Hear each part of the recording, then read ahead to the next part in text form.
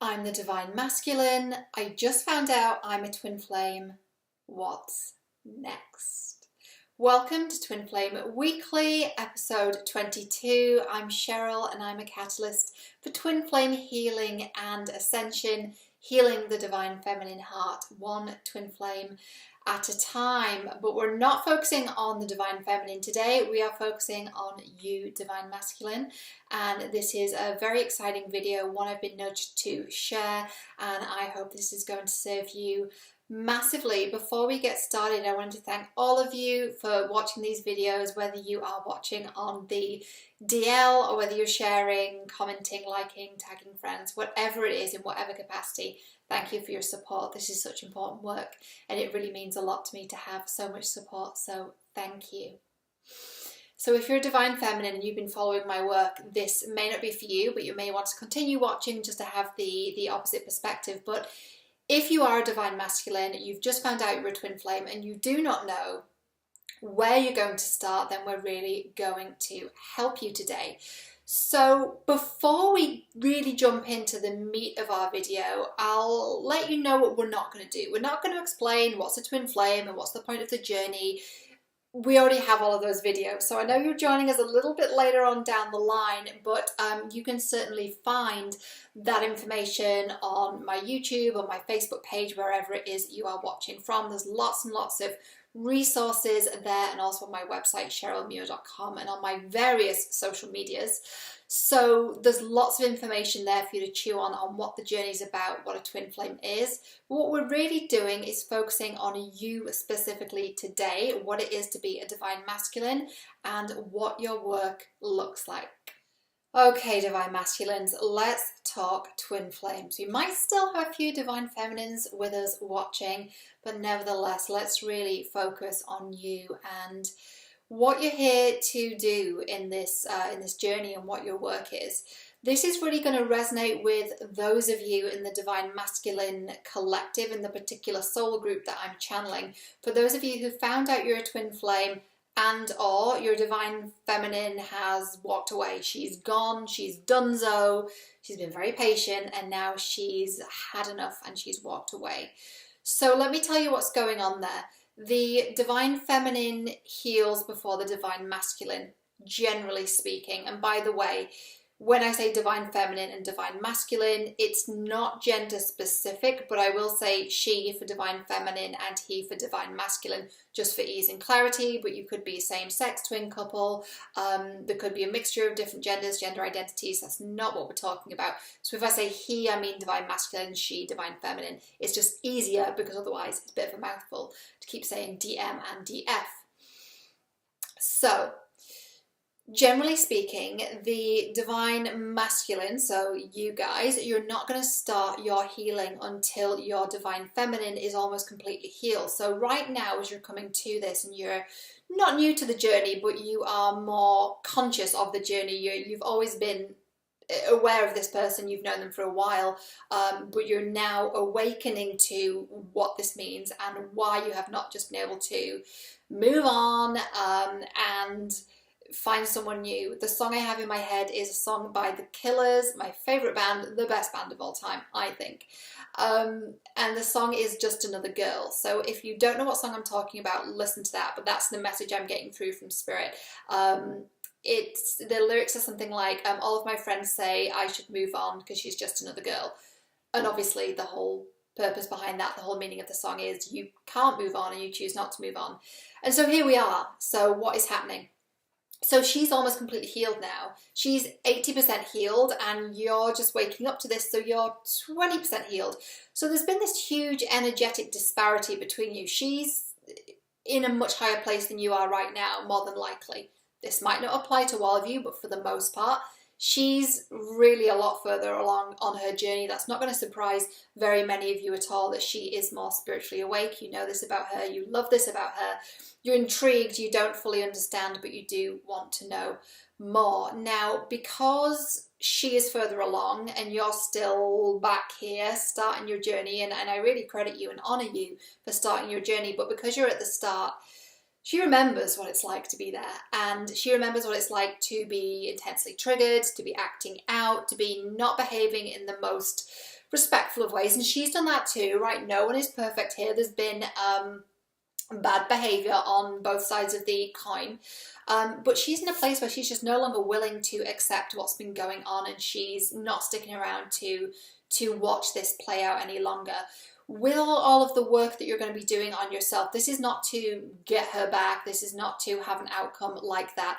It's because it's the right thing to do, and because it's time for you to heal, and you are not going to get away with doing this any longer, because you have a much greater purpose here, and it is time to cut the bullshit and really get a handle on the way that you have been interacting with women, and particularly with your divine feminine, because she is such a huge mirror to you. She's been holding up a mirror to you, and you have not liked what you've been seeing. So this is mirror work. I'm not asking you to stand in front of a mirror and say affirmations and say that you love yourself. We're not going to do that. Although if you feel called to do it, by all means, that is a very powerful exercise. But what we're talking about is, if you don't like your reflection very much, metaphorically, if you don't like what you're seeing, then it is time to change your ways. So her work, your divine feminine, she's been doing a lot of work. She's pretty much done. She's in a really good place, and she has been doing work that's benefited both of you, which is why you are here now. So it's huge credit and respect to her for you being in a place where you're able to start this journey. Her work, her healing is spiritual in nature, and yours is emotional in nature. So what does that mean? We are going to talk about feelings and emotions and your heart. Your work is to connect with how you feel.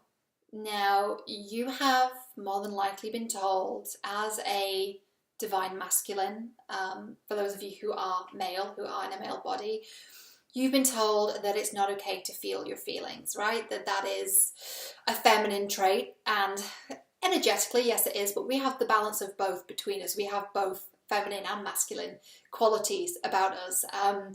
You might have heard the term getting in touch with your feminine side. That's really what we're talking about. It doesn't make it bad though. We have both parts of that in us, and you have been very in your masculine for a very long time, and it's served you so well in your career. You are doing really well. You've if you haven't set up a business and you're not an entrepreneur, you're certainly doing very well in the corporate world, and your work is really important to you, but your relationships are a bit of a shambles, right? Because you haven't been able to put through your filter when it's appropriate to be in that masculine energy, and when it's appropriate to be a little bit softer, right? If you haven't quite learned to shut off that masculinity, and we're talking about that drive, that motivation, being cutthroat, being a killer in business, which is sexy as hell, by the way, and continue that in business. But if you're not able to switch that off, then what are things going to be like with your spouse, or your mum, your sister, your cousins, your female employees, or your female co-workers? If you're not able to know when it's appropriate to switch into that slightly more gentle, more emotionally aware, more emotionally intelligent side of you, it's going to fuck up every aspect of your life. Apart from business, which you're doing really, really well in, you're going to need to understand when to switch, right? Another thing that you're going to need to establish is what happened with your divine feminine and what parts of that you need to take on. Now, again, no one's perfect here, and I'm not here to judge you or condemn you or shut you down or any of those things, because she's not been perfect either, right? There's been push and pull on both sides of it, and it's been hard. It's been a really tough thing for both of you. But what she's done is looked at it all and taken responsibility for her part in it. So the neediness, the clinginess, the chasing, the over-investing in you before you'd really said you wanted this to be a thing. She's done all of that. She's done all of that work and taken on board what was hers. And now it's time for you to do the same. So what you're going to be looking at, again, is that metaphorical reflection. Think of it this way. If you had a client that you want to win over, if you wanted to get a lot of business with this client, how would you treat them, right? How would you communicate with them? At what intervals would you communicate with them? What would you do for them? And then think about how you treated your divine feminine. If you'd have treated a client that way, the way that you treated her, what do you think would have happened with that client? Do you think you would have got the deal, got the job, or do you think that client would have gone to a competitor? That's what's happening with her right now. She's gone to a competitor, right? She might not be dating someone else yet, but she's realised, I'm high value, this is not how I want to be treated. She's been really patient, you know that she has, and she said, I can't do any more. And it's better for me to walk away right now. Doesn't mean she didn't care, there wasn't love there, you know that there was, but she has decided to walk away because of that very example of the client, right? That's what a client would do. You know this in business, but it's important to know which parts of that you can take, which you're exceptional at building relationships in business, and take that and apply it to relationships, romantically, in terms of your family, your friends, and so on. Applying it, but in a slightly different way, right? Not in that cutthroat, aggressive, I'm the boss, I'm right, in a slightly more gentle way. And we do that by connecting to how we feel. Now, in terms of connecting to how we feel and also our relationship to romantic partners and how we connect with being loved, we're covering that in this week's meditation, which is out on Wednesday. I really encourage you to do that because that's going to take a lot of the thinking out of it, and you can just sit there and be and absorb the information and get information about where these blocks are coming from, which leads me to my next point, which is this. This woman came into your life, this queen, this goddess, this beautiful figure of a woman. And she was everything you wanted, everything. And it blew you away because you'd imagined someone like this existed, but then you saw her in front of you and you didn't expect it, and it really caught you off guard and you ran. And that's understandable, right? It's understandable because it's overwhelming. But you did it over and over again, and you kept running, and you came back together, and then you ran again, and you came back. You know, it's a pattern. And so that's something that you need to break. What was it that caused you to run away with such ferocity? And why did you do it repeatedly? And that's not a rhetorical question either. That is a prompt for you to dive deeper. What was it in me that caused me to run away from the thing I wanted most? What was it in me that caused me to act out with this person who I cared about more than anyone? Why did I choose to take this person who I cared about more than anyone and treat them like they were nothing? What caused me to do this? And do some real self-exploration. Take a moral inventory of the way you behaved. And next to each, list it out. List out your behavior. Black and white, pen to paper, list it out. And look at each thing that you did and each way that you behaved and establish the reason for that. And again, this week's meditation is going to help you to see what those patterns are and where they come from. And they come from different parts of our life where we have experienced certain things when we were a particular age, and it formed our self-belief. It formed our self-identity, our idea of who we are and what we deserve. There's a really interesting theory called the upper limit problem, which is all about the level of success, money, happiness, and love we believe we deserve. It's like a thermostat. And when we reach that, we do a lot of different things to bring ourselves back down to that old and familiar level, which is essentially self-sabotage. So it's meeting this incredible person who is way above what you thought you could ever have. And so you sabotage it by running or behaving badly, and you go down to that old and familiar level. Only now you've dropped down a lot further, and it's becoming very, very difficult to even get up to where you were before.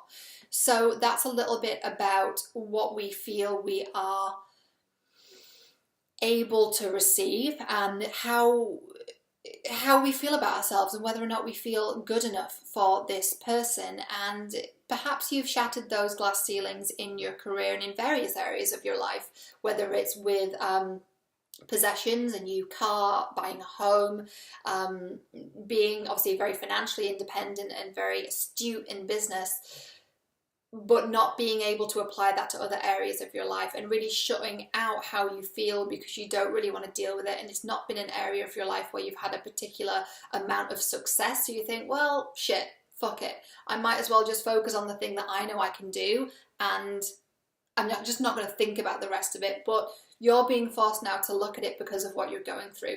Many of you, and I'm very conscious that I'm giving you an ass kicking, but I think you need it.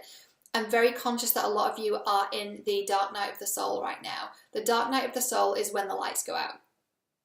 And you know if you're there, right? It is deep pain. It feels like heartbreak on steroids. You know if you've been heartbroken before, it's the same kind of feeling, but like magnified by so many times. It's so intense. And I have a lot of compassion for where you are. She's been there. She's navigated that. And look at where she is now and how she has been able to come up and out of that and become who she is today, who you admire and love and respect. And you might have been looking at her growth and development thinking, how has she done that so quickly? I don't understand how she's been able to. And it's because she's been on this journey, and now you're going on the very same journey. Your stages of the journey are the same, but they are going to be accelerated because of the work that she's done. But at the end of this, it doesn't mean you get the girl. That's not the goal. The goal is to become the best man you can become, the best divine masculine you can become, because it's the right thing to do. You're also going to want to examine your relationships with women. And we touched on this before. So what is your relationship with your mother like? What is it like now? And what was it like when you were growing up? What happened during those formative age periods? And we referred to this, but I didn't tell you the age periods. You're going to be looking at about 13 to 16, teenage years, very awkward for many of us, I know it was for me, and then around 5 or 6. So what happened when you were 5 or 6, and what happened between the ages of 13 to 16? 13 to 16, we're really talking about high school, secondary school, girls, getting into all that. Was it always the jock in high school that got the girl? Did you feel like you could never really get the girl you wanted? Did you feel rejected? All of that stuff.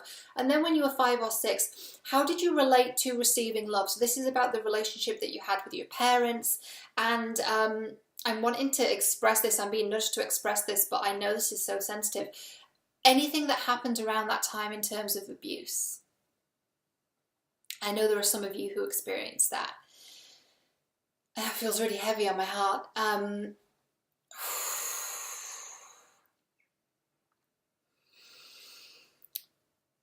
Many of you are going to need to go into counselling for that.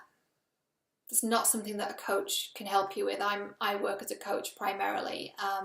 You're going to need to see a counsellor or a therapist or some kind of regression therapist, someone who can take you back to that time and heal that. Because that has formed this identity that your worth and what you bring to the table is sexual in nature, and that has informed your sexual behaviour. And that's why you led with sex when you met her. More than likely that's the reason. And now because of her wounds, she saw you coming at her in that way and thought that you were treating her as a sex object, and that triggered her wounds, right? So it's been this cycle of pain.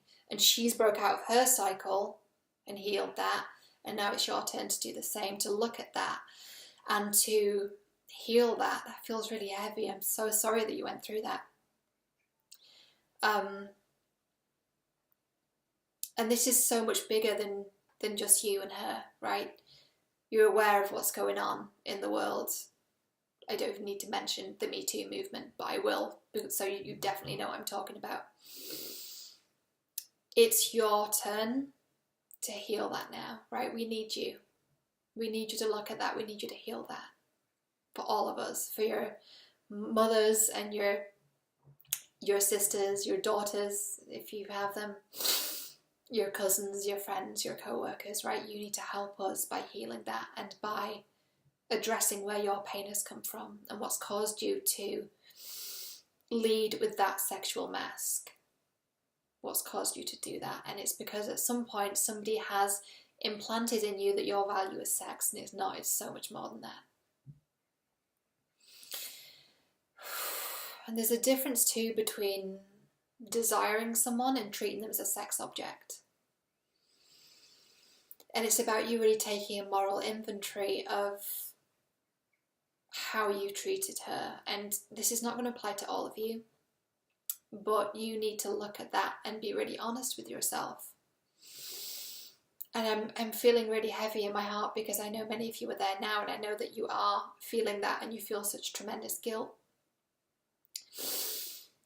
But whew, I didn't think I would get so emotional. Emotions are good. Feeling is healing, right?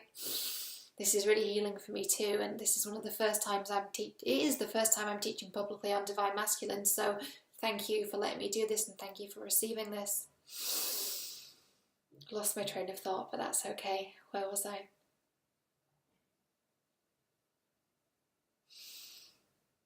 The guilt that you're feeling around how you treated her. The best apology is change behaviour.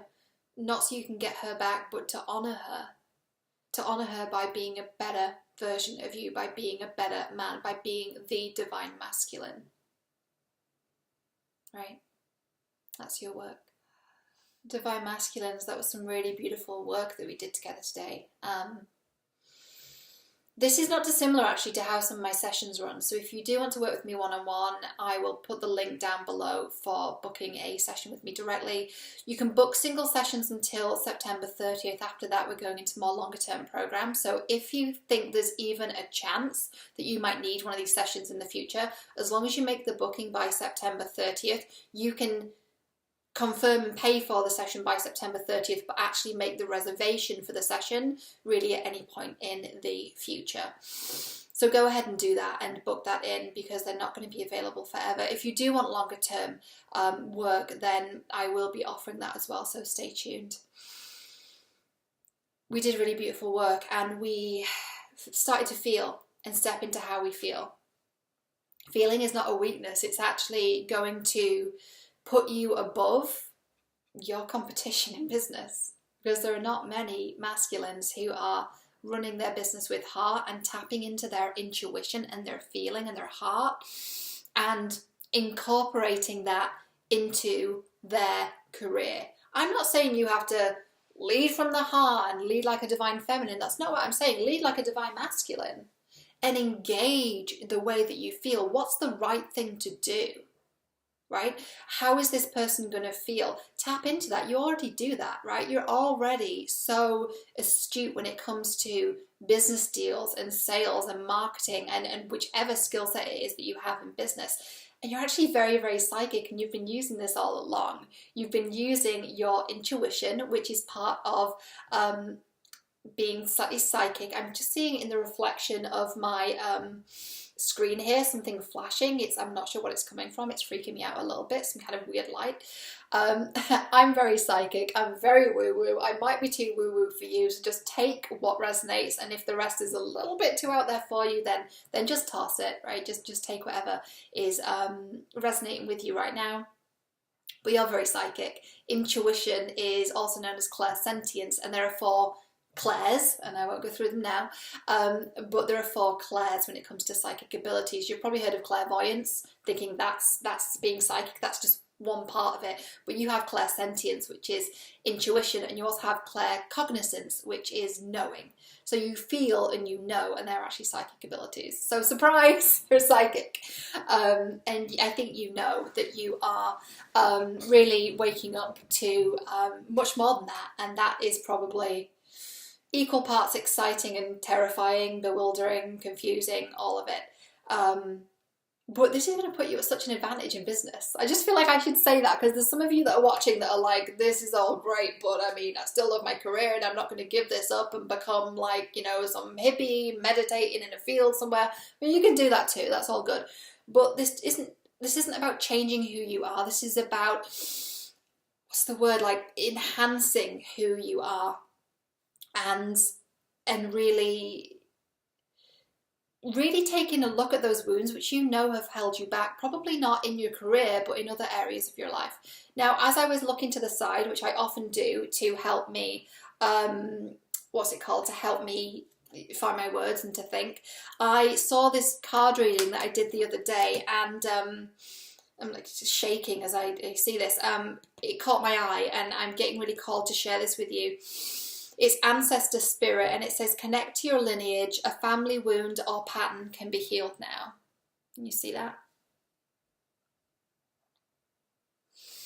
Even if you don't resonate with that image, I really want you to receive this. A family wound or pattern can be healed now. That's for someone, I don't know who. I don't know who that's for, and this is really funny. Okay, some of you are feeling this right now. These are horns right here. I say no more. I say no more. You can see what it says on there. I will leave it at that, Divine Masculines. You know exactly what I'm talking about. Oh, and oh, shit.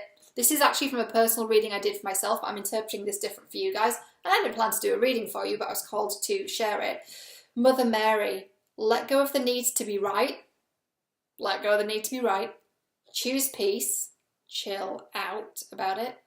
Mother, healing is possible at this time. What have I been talking about this whole time? The relationship you have with the women in your life. Just saying. Boom. Just saying. The other cards. This is so funny. You couldn't make this up, could you? Father. What's your relationship like with your dad? Spirituality and religion. What were you taught growing up? Did you grow up in the church? What did they tell you about yourself? There can be a lot of stigma attached to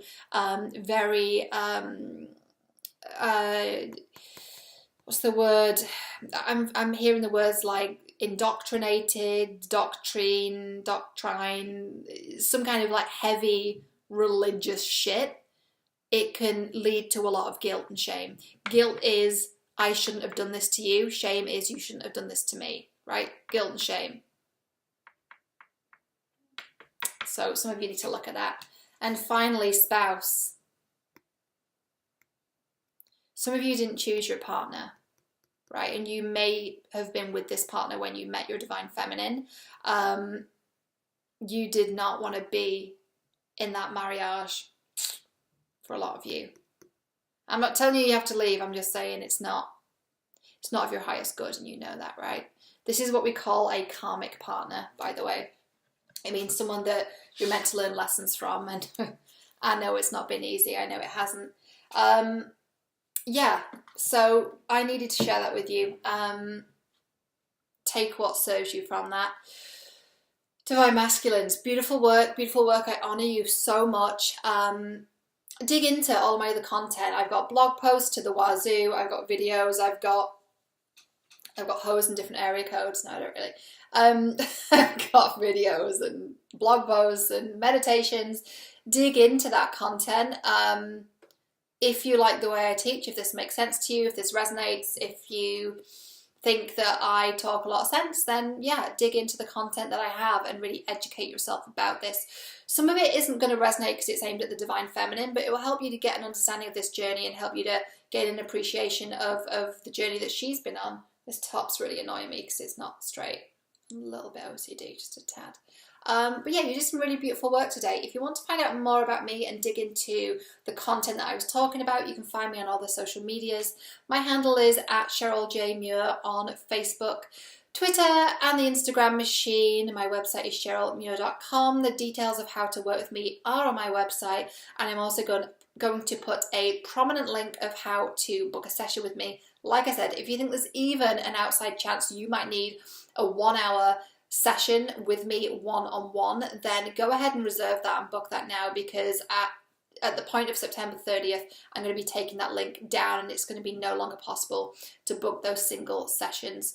I do plan to do a little bit more work for you guys, for the Divine Masculines out there. So let me know if you are a Divine Masculine and this resonated. Either comment below, or if you're feeling a bit sheepish, then drop me an email or a DM saying, yeah, I want to see more work on this, because I'm feeling really called to help you guys, because the Divine Feminines are pretty good right about now. They've done a lot of work. They're stepping into mission. They are kicking ass and taking names, which I know you love about her. Very sexy, very independent.